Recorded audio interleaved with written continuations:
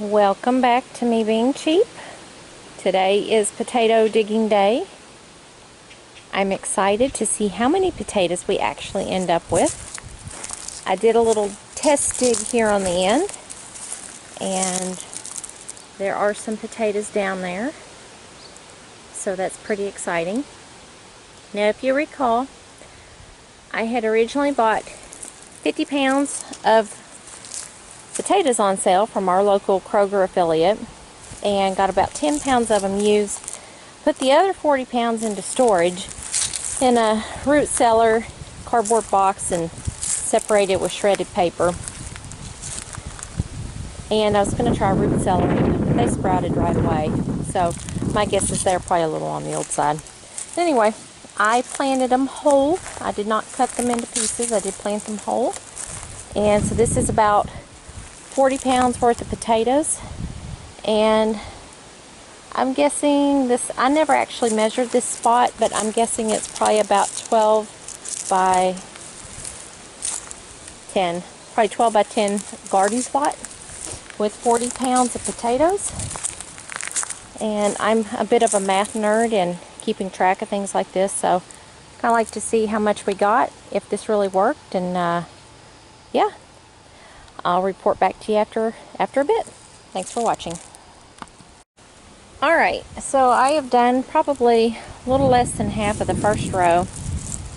This is what I've gotten so far, which is promising, but I have to show you. Let's see if I get my shadow out. A little gardening buddy. He's got himself buried up. Not to disturb him too much. Definitely, if he's still here when we get ready to till, though, have to move him out so he doesn't get hurt. It's a painted box turtle, which that is actually Kansas state reptile, so he or she is keeping me company today. Alright, I'll check back in with you in a few. Alright, welcome back. We have pulled all the potato vines, dug all the potatoes. I need to get these old vines and all the others. Go ahead and load them up in this trailer here. We'll go to the burn site next weekend when that's open. Our city has a place where you can take and burn stuff. I have been told that potato vines can harbor disease, so not looking to compost those or till them in, just because we don't want to take that risk. So we'll go ahead and get that cleaned up. We will till some rabbit poop in here and get this dirt loosened up quite a bit. And then we have a tray of peppers that need planted, so we'll do that today. So here are the potatoes. I'm pleasantly surprised, given how hard this dirt is. This is only the second time that something has been planted here, so the dirt's very hard. I imagine if it was looser and softer, a lot of these that were, this size probably would have been more of this nice size potato that we have here. So the next thing I'm going to do, I'm going to take them up to the porch. I'm going to weigh them and get the final count, and then I'm going to lay them out in a single layer on the porch and let them cure for a couple days, let them dry out, and then I will have to sort them. The ones that are blemish free I could store in the root cellar. The others will need to be used pretty quickly, or canned or dehydrated. So I'm going to head up to the porch and I will do some weighing and check back in with you in a few. Alright, we are getting ready to weigh, and with these newfangled scales, it doesn't register a bucket.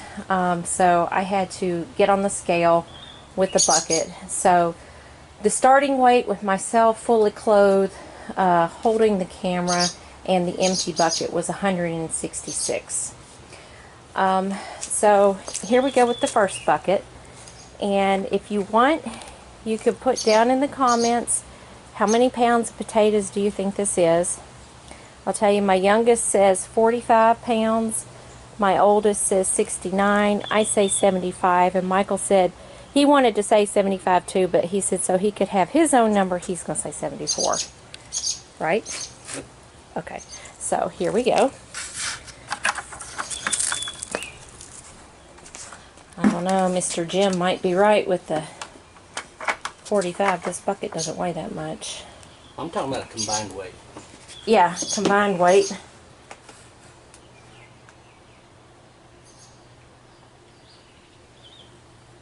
$188.0. Okay, I'm going to go ahead and spread this bucket out up here on the porch where it could be in the shade and dry, and I'll come back with you with the second bucket. Okay, bucket number 2.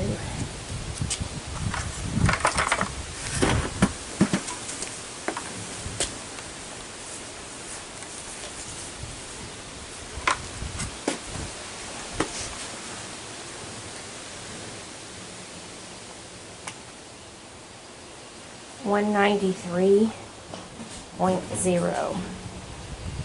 Alright guys, I'm gonna go do some math and then I'll get back with you. Alright guys, the last bucket was 27 pounds, the first bucket was 22 pounds. Together that makes 49 pounds, so my youngest was the closest, he guessed 45 pounds. So if you recall, if you've been watching my channel, this was an experiment on, it started out as some potatoes I had bought on clearance at our Kroger affiliate, and I was going to store them and they quickly sprouted. So I had originally bought about 50 pounds. I'm guessing I used about 10 of those pounds, and so 40 pounds I had stored and they had sprouted. So guessing I planted around 40 pounds and I ended up with 49. Okay, so I'm still going to consider this a success. So number one, those potatoes, had I not planted them, they would have been thrown away because they were too far gone. They sprouted immediately. So I was able to recapture that. I netted 9 pounds. But the other thing is anytime I've ever grown potatoes, like from the little seed potatoes that you get from the store, you know, like the ones that are about this big and you plant them, a lot of times I don't get anything much bigger than that. And I know last year when I planted potatoes, probably about the biggest potato I got was maybe this size. Probably not even this size. But I'm considering this a win because I've got some nice sized potatoes, so at least I know I can do it. That dirt that we used was incredibly hard, and so a lot of times when you've got the hard dirt, you do get some misshapen potatoes, such as this or this. But I still consider this a win. It's definitely been a learning experience. This actually did not take a whole lot of effort. We planted the potatoes. I planted them whole.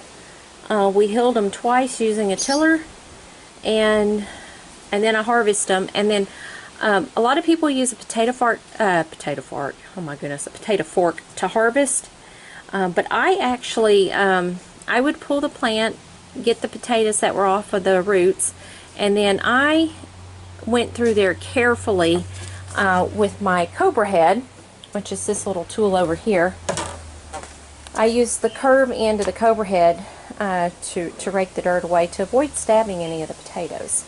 So what we know now is that the next time we plant, which will probably be a little bit closer to this fall, we need to put the rows a little bit farther away and need to till in some more leaves or what have you to make the dirt a little softer so that the dirt isn't as hard. But right now we are going to get this garden plot ready today by tilling in some more rabbit manure, and we are going to plant some peppers, which I'll have to walk over here and show you. We have a tray of peppers here that are getting pretty big, and some super hot ones to plant. And then over here, these here on the end, these are notapenos. And honestly, I've had these planted for a long time and they're not really dying, but they're not really growing.